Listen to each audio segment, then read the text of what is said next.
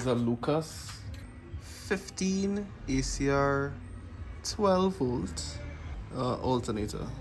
So I recently switched the alternator. I had on the 2.6 liter engine into the 2.25 liter engine, which is that one across there. However, the housing broke, so I had to put back the old alternator, or the old 2.25 alternator, back inside. But it has this weird issue where I think there's something wrong with the rectifier, to where once it goes above 12 and some change volts, it doesn't charge the battery. So what I'm gonna do is take the rectifier from the 2.6 and put it into the alternator on the 2.25 and see if this helps.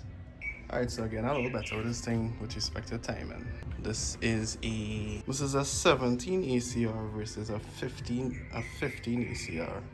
What we're gonna do is take the 15 ACR rectifier, just this thing down here.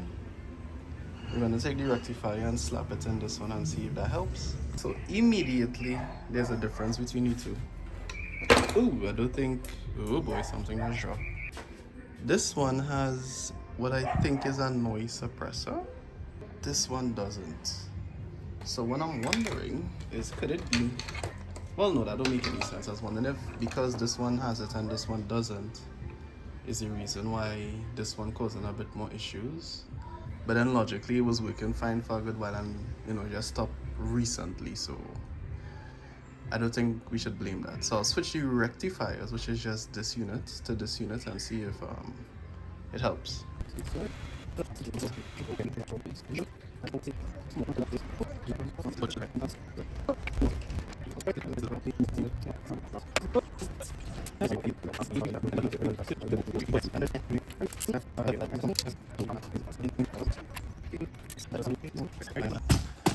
Okay. So the alternator is back inside. So now we're going to test it to see if it gets in. Well, if it's staying, if the charge light is staying on, and how much volts we get in while it's charging. Alright, so the charge light came on by itself.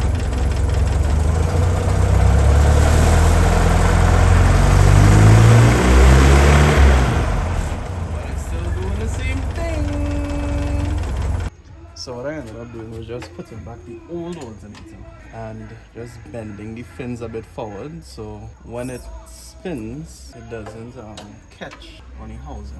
Was because it is cracked. See that? As a crack, it was tilting all weirdly and scraping. Here, you can see the way, how fresh it is.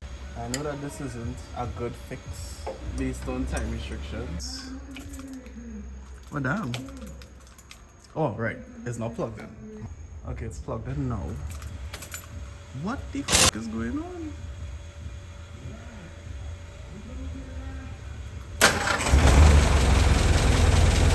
Something wrong. Alright, so it's weird now that the charge light doesn't even want to come on. So my other concern is that maybe something is wrong with the rectifier. So what we're gonna do is check the rectifier to see if the diodes, you'll probably cannot see anything that's going on here, but we're gonna see if the diodes are good. So this is a diode here. I'm sorry. This is a diode here, and then this is a diode here. So we have 3-phase power specifically to this 15 ACR Lucas alternator. Alright, if you know anything about these things, I did it myself too, so I'd lucky if I didn't know. How a diode works is a one-way valve, right? So current could flow one way, but it can't flow back that way. And basically what we're trying to test now is to ensure that the diode is working, or the diodes, sorry, are working correctly. Alright, so how we do that? We set our multimeter to continuity, which is this little, all in on this, all is smart. You know what I mean? And all we're trying to do now is test the 3 diodes by using, let's see if I can see this a little bit better. We have 3 tabs. This is the charge light tab. This is just positive, and this is negative. This is your ground at the bottom here. Alright, so what we're going to do now is we're looking for about 50 something or 500 something. I can't remember what's the measurement, but yeah, it's just to confirm that the diodes are only allowing that amount to go through. Alright, so you can see 466 millivolts or something like that. I hope I don't see any wrong thing. That's the first diode, which is just this one here. First one. And if you look to the right, you'd see 466. That's good. We can check the other diode. Sorry, I block anything. Go back across there. Alright, if you check the other diode, see we get the same thing, 466, 465. Close enough. And then the last diode, we get in 466, 465. So the diodes are actually good on this alternator. The rectifier, however, which is this thingy-majiggy, I shouldn't say I need because I've never done this before, but I believe I should use a power supply and like a check lamp. So once it goes over 14 volts, what's supposed to happen is it comes off, but I don't have anything to test that now. So bloops, bloops, bloops. Hard luck. Anyways, so this is fine. I'm gonna put it back together once again, put it back in the van and see if at least we get any charge light. At least I'll be happy about that.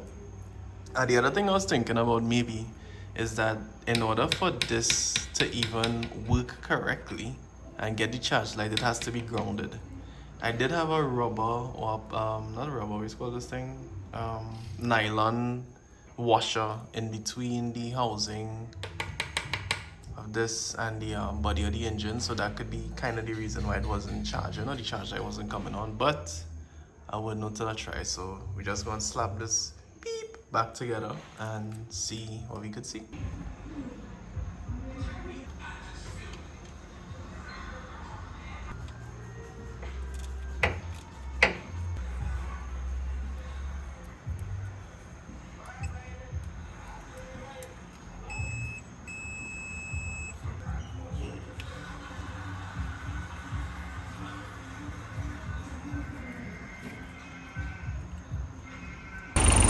Thinking is good when you could use.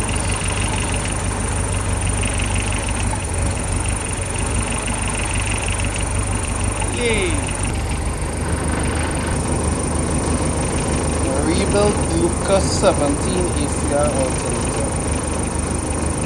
14.3 volts. Wonderful.